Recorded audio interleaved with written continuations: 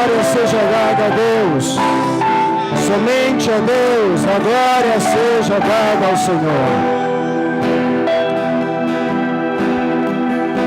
Chegamos à terceira parte e última desta palavra. Começamos com o dia do Pai, depois fomos para o dia do Filho, e hoje é dia do Espírito Santo. Dá um glória a Deus bem forte.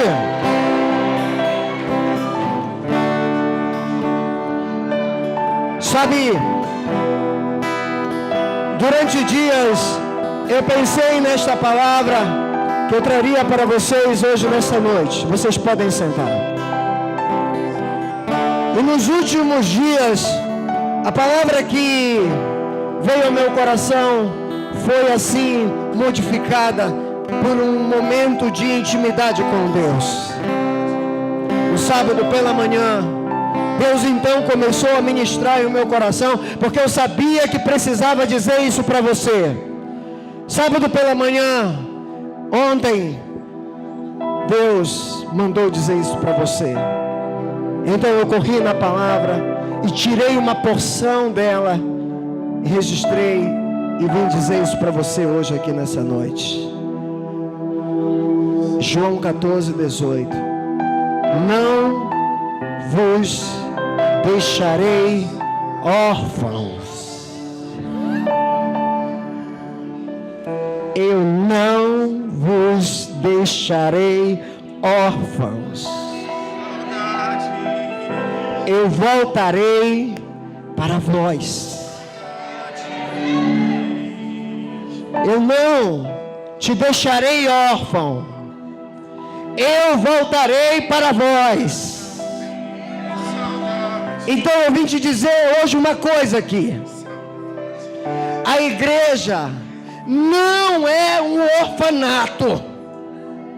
A igreja de Deus não é um orfanato.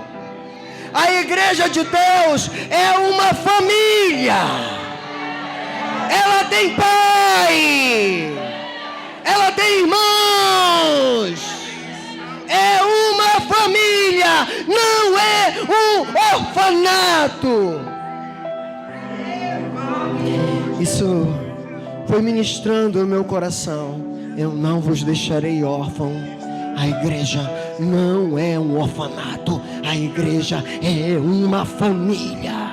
E a igreja só é o que é por causa da terceira pessoa da Trindade. Glória a Deus.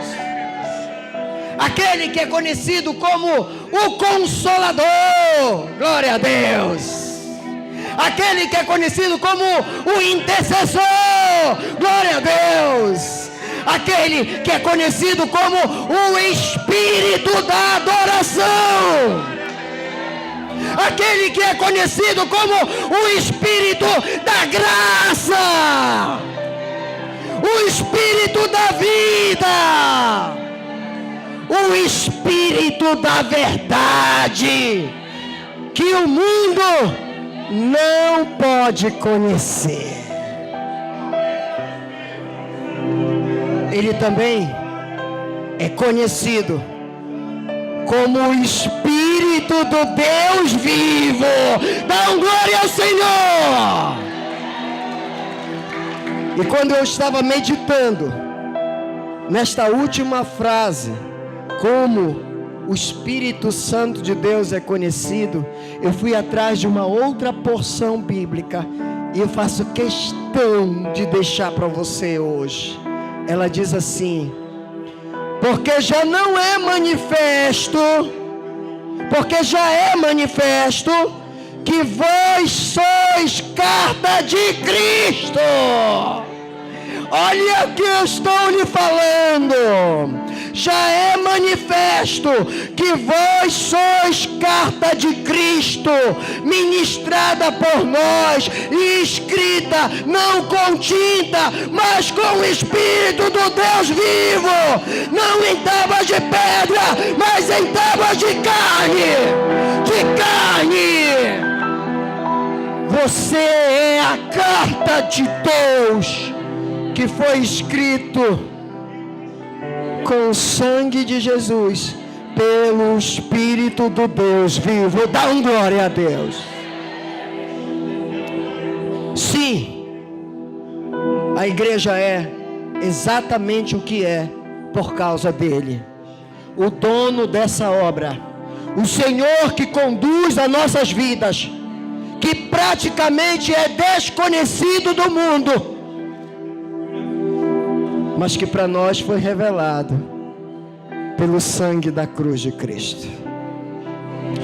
Ele se apresentou como água para purificar a sua vida, para lavar você, para refrigerar, para te dar vida. Ele se apresentou como um vento que ninguém pode controlar. Ninguém pode controlar o seu vento, porque ele é exatamente o que é, todo poderoso.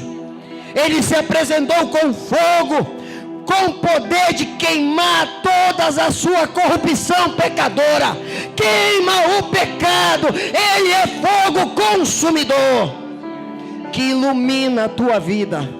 Ele se apresentou como óleo, o óleo que te consagra, que te prepara para a grande obra dele. Ele se apresentou como o selo da propriedade de Deus. Você é propriedade de Deus pelo Espírito Santo.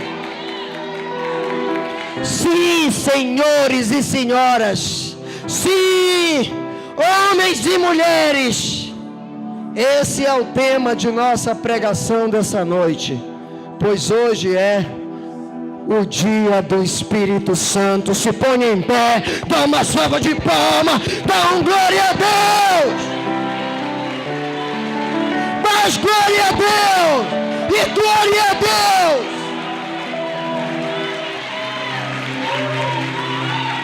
Oh, glória a Deus. A Bíblia é a revelação de Deus para o homem. Nessas palavras que aqui estão escritas, está a revelação de Deus para mim e para você. É muito perigoso quando um homem ou uma mulher ler a Bíblia e não consegue ter a revelação de Deus. Porque quando um homem ou uma mulher ler a Bíblia e não busca a sua revelação, a Bíblia na mão de pessoas curiosas que simplesmente querem pesquisá-las sem buscar a revelação de Deus, mentes mal intencionadas, a Bíblia na mão dessas pessoas se torna a mãe das maiores heresias. Então a Bíblia, ela traz revelações para nós, começando lá no Novo Testamento, quando ainda não era entendido direito sobre o Pai, a divindade do Pai ainda não era conhecido pelas pessoas. Deus foi se revelando dia por dia através da nação de Israel, mas o Pai foi paulatinamente sendo revelado. O Filho ficou obscuro, a gente não entendia sobre o Filho. Quando veio o Novo Testamento, o Pai já estava completamente revelado. Aí foi a hora de se revelar o Filho de Deus. Glórias ao Senhor. E no finalzinho, Jesus começa a sentar com os seus discípulos e revelar a divindade do Espírito Santo de Deus. Enquanto o Pai não era conhecido, era imprudente revelar o Filho. E quando o Filho ainda não era conhecido, era imprudente revelar o Espírito Santo. Mas quando o Pai foi revelado, o Filho morreu e ressuscitou, chegou a hora do Espírito Santo de Deus ser revelado. Sim, era necessário uma revelação progressiva, e isso aconteceu. E está acontecendo hoje em dia, Por isso que essa igreja se chama Morada do Espírito. Glória a Deus. Ela se chamaria Habitação. Era o nome dela. Eu conversei com um amigo que ele é desenhista. Então eu disse, faça a logomarca da igreja para mim. Ele mora em Belém. Ele disse, tudo bem. Na época estava começando as mensagens de celular, faz muito tempo atrás. Aí então ele recebeu e mandou uma semana depois um envelope via correio para mim. Nessa época não tinha WhatsApp, essas coisas assim mais modernas. E veio a logomarca da igreja escrito Morada do Espírito. Eu disse, meu amigo, ficou muito bonito, mas você errou o nome. O nome é Habitação. Ele disse, não, o nome é Morada do Espírito. Eu disse, mas eu escrevi para você e mandei para você Habitação. Ele disse, não, está aqui no meu celular, Morada do Espírito.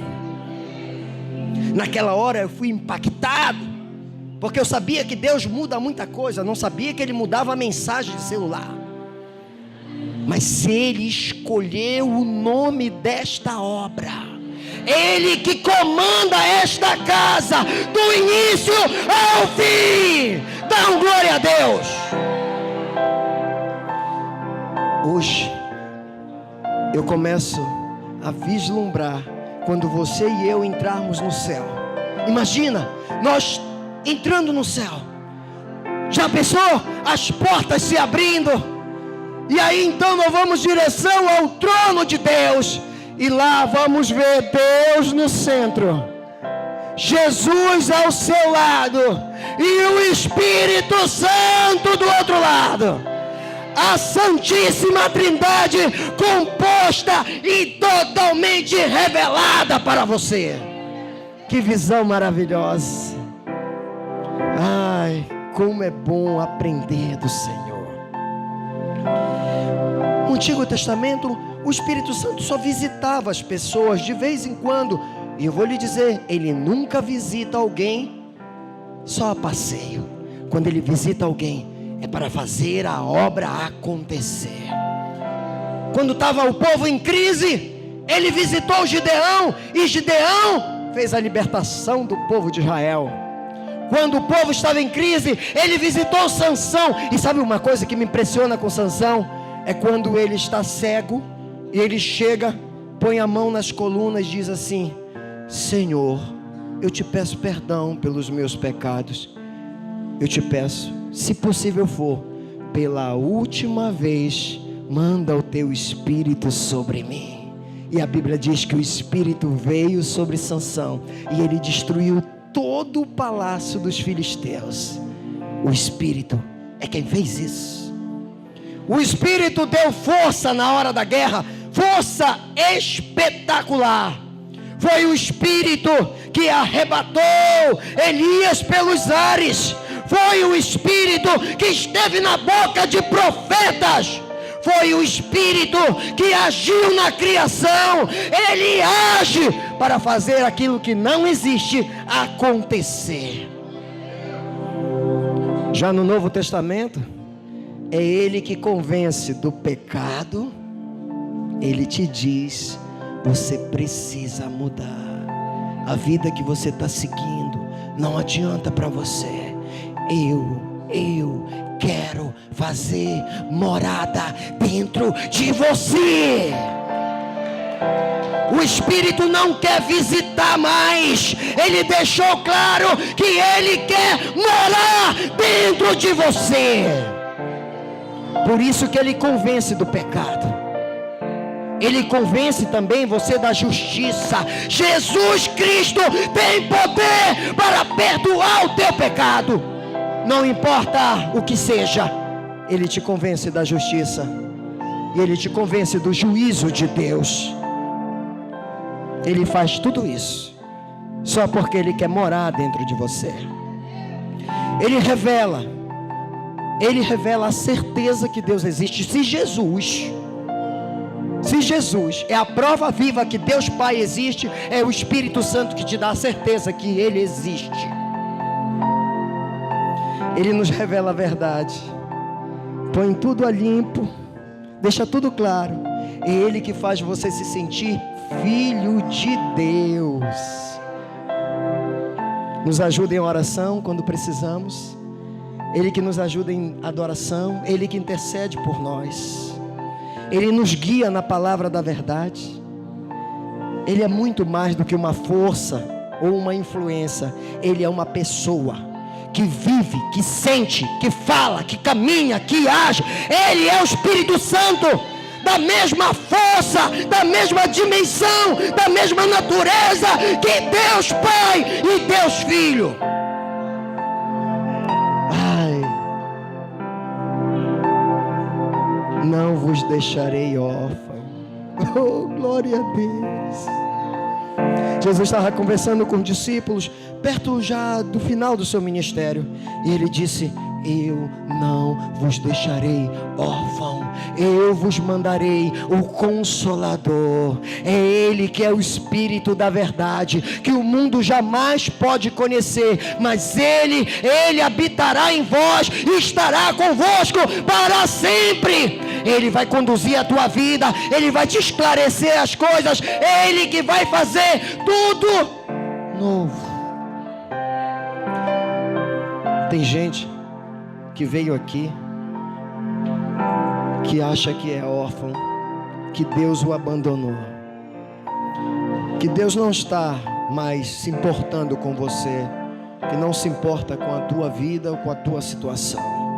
Pois eu lhe digo, o que Deus falou para mim: eu não vos deixarei órfão. Vocês têm um Pai, e eu habitarei em vós para sempre. Dá glória a Deus.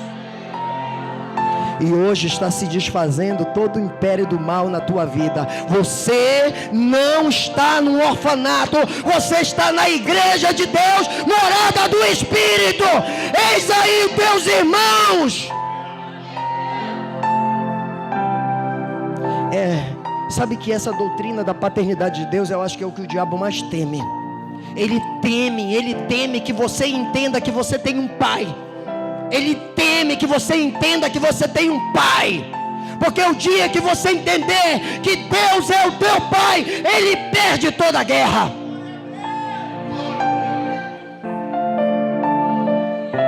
Jesus se empenhou grandemente para ensinar isso para nós, sobre o reino de Deus. E no final da vida Ele revelou que você tem um pai, e o Espírito Santo vai te convencer disso. O Espírito deixa claro: você não está sozinho. Eu vou repetir para você: o Espírito Santo deixa bem claro: você não está sozinho. Você tem um pai.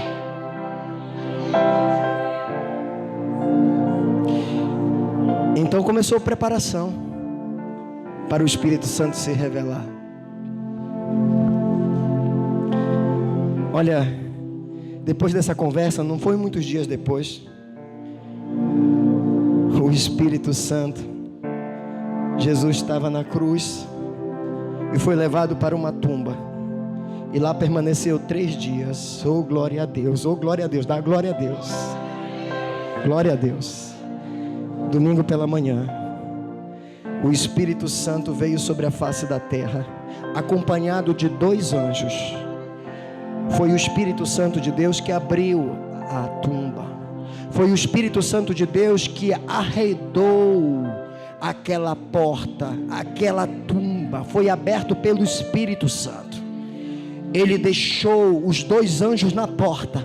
Foi o Espírito Santo de Deus que caminhou em direção ao lugar onde estava o corpo de Jesus. Foi Ele que se debruçou perante o corpo de Jesus e disse: levanta-te, Senhor, a tua obra está completa. Levanta-te, Senhor, a tua obra está completa. Levanta-te, Senhor, a tua obra está completa.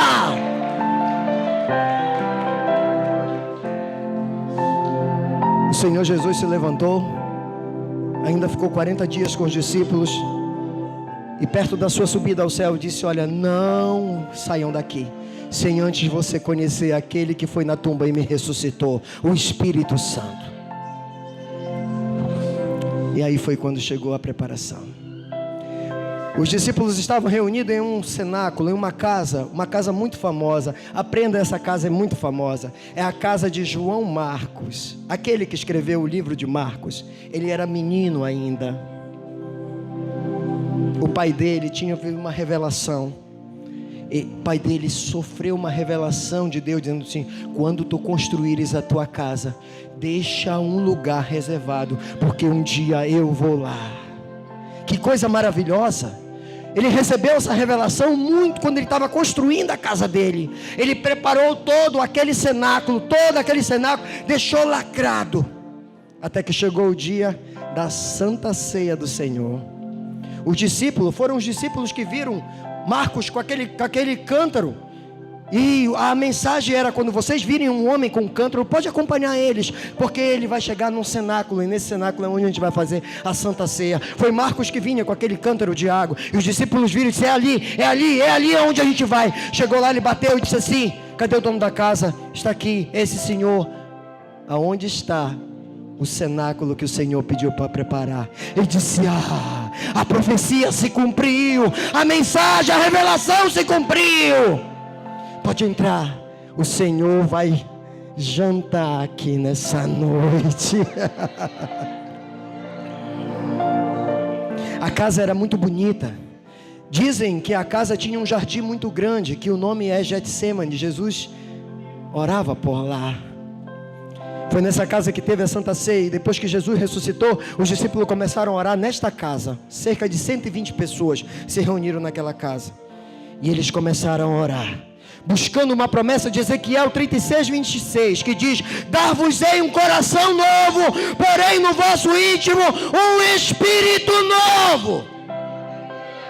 E foi lá no meio da oração que apareceu labaredas de fogo na cabeça de cada um deles, labaredas de fogo que simbolizavam a presença do Espírito Santo, e todos ficaram cheios do Espírito. Foi a primeira manifestação coletiva aonde o Espírito Santo de Deus agiu. Que maravilha! Nasceu naquele dia a igreja de Deus, que o próprio Espírito prepara para entregá-la pura, santa, sem mácula, um dia para o Senhor Jesus. Vai chegar desde aquele dia em que o Senhor soprou em Jesus e disse: levanta-te, Senhor, a tua missão se cumpriu. Começou a missão do Espírito Santo, e vai chegar o dia em que Ele vai levar toda a igreja e apresentar de volta para Jesus, dizer: agora a minha missão se cumpriu. Enchei-vos do Espírito é uma palavra difícil de entender. 3 discípulos perguntaram para o mestre: o que significa ser cheio do Espírito? Ele disse: pega essa peneira e encha de água. A hora que você encher de água, vocês vão saber o que é ser cheio do Espírito. Eles pegaram a peneira e foram para o rio. Pode passar, irmão. E começaram a tentar capturar a água com a peneira, mas como vocês sabem, a peneira é furada e não dá para captar água. E eles ficaram um montão de tempo. 2 deles desistiram, um ainda continuou. No final da tarde o mestre foi lá e disse: você ainda está aqui? Ele, chorando, disse: mestre, eu não consigo capturar a água, não dá para encher esta peneira de água, porque toda vez que eu levanto, ela simplesmente se esvai. Eu nunca vou saber o que é ser cheio do Espírito. Ele disse: só há um jeito dessa peneira ficar cheia de água: se você manter ela dentro do rio.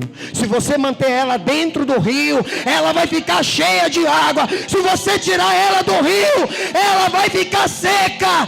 Então, para você ser cheio do Espírito, você precisa estar dentro do rio de Deus. Vários homens assumiram esse objetivo de ser cheio do Espírito Santo. Eu vou mostrar alguns para vocês aqui muito rapidamente. Eu quero falar sobre esse homem muito rapidamente, Jonathan Edwards. Irmãos, esse homem, ele fez em 1703, ele fez uma pregação que se chamava Pecador na mão do Deus irado. Irmão, esse homem se preparou durante dias e dias, e o Espírito Santo de Deus veio sobre ele e revelou o seu poder. Amados, ele ficava 13 horas de oração por dia, dentro do rio de Deus. Quando ele foi pregar, lá na Inglaterra, ele dizia assim, na realidade, ele dizia: Deus, me dá a nova Inglaterra, que é os Estados Unidos. Eu quero os Estados Unidos para o Senhor, me dá os Estados Unidos. Quando ele subiu no púlpito, irmão, quem estava assistindo disse que ele brilhava completamente. E quando ele começou a pregar, as pessoas perceberam que o chão se abria, como se as pessoas estivessem caindo no abismo. Umas se seguravam na cadeira, com medo de cair no abismo, e alguns gritavam: Senhor Edward, pare, por favor, pare, que nós estamos morrendo. Esse sermão, irmão, ganhou milhares de pessoas para Deus.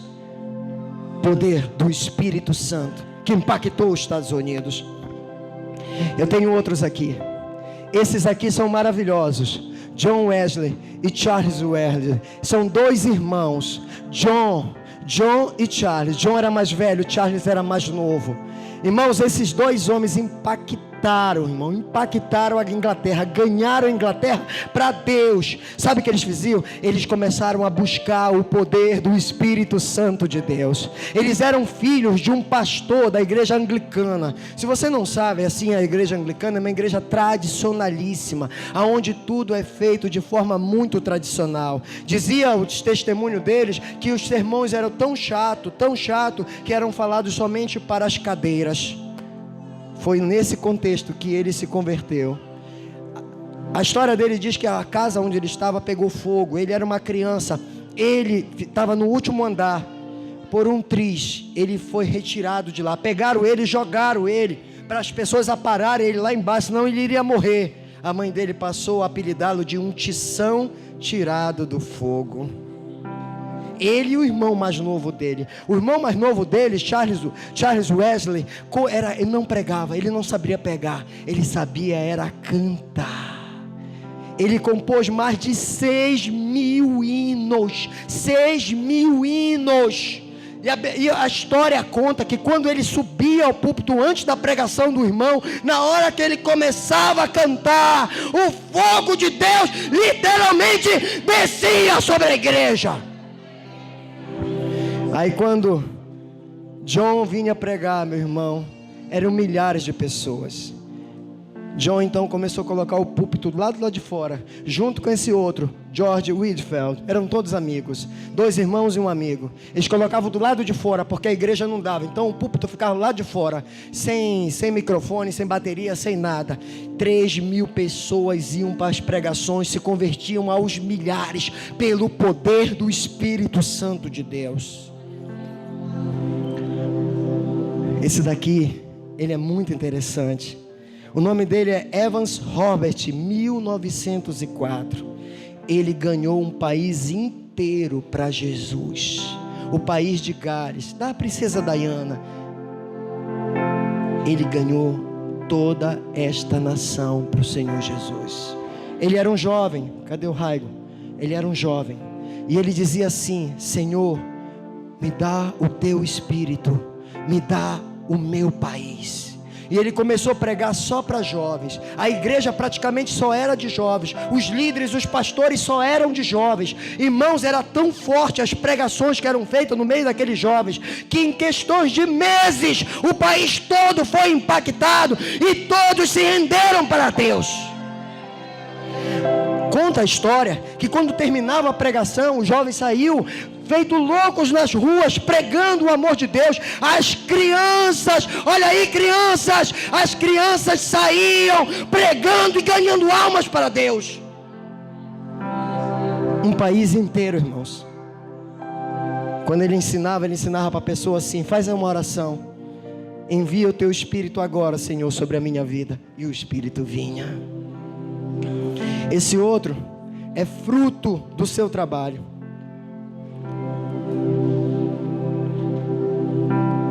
William Seymour, 1906, um negro norte-americano, caolho, analfabeto. participou de uma escola bíblica que não sabia ler.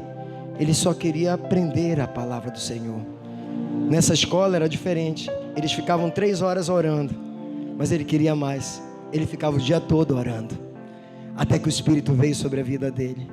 Num dia cheio do poder do Senhor, o ministério dele era colocar a cabeça dentro do púlpito.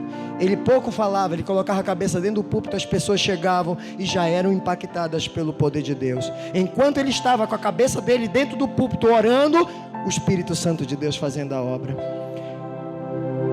Esse homem foi um dos responsáveis dos maiores avivamentos que teve sobre a face da terra, William Seymour. Foi ele que deu origem, os seus discípulos, à Assembleia de Deus que vocês conhecem hoje.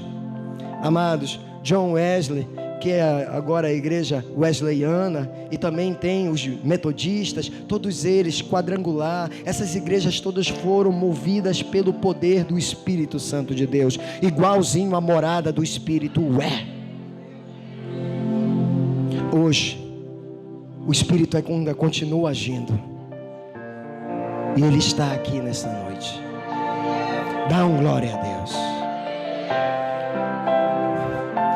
Hoje eu termino esta pregação querendo que a noiva de Cristo e o Espírito possam dizer: vem, vem, Senhor Jesus, vem. O Espírito e a noiva dizem: vem. Pode vir sobre nós, Espírito Santo, Espírito de Deus, pode vir sobre nós. Nós te queremos.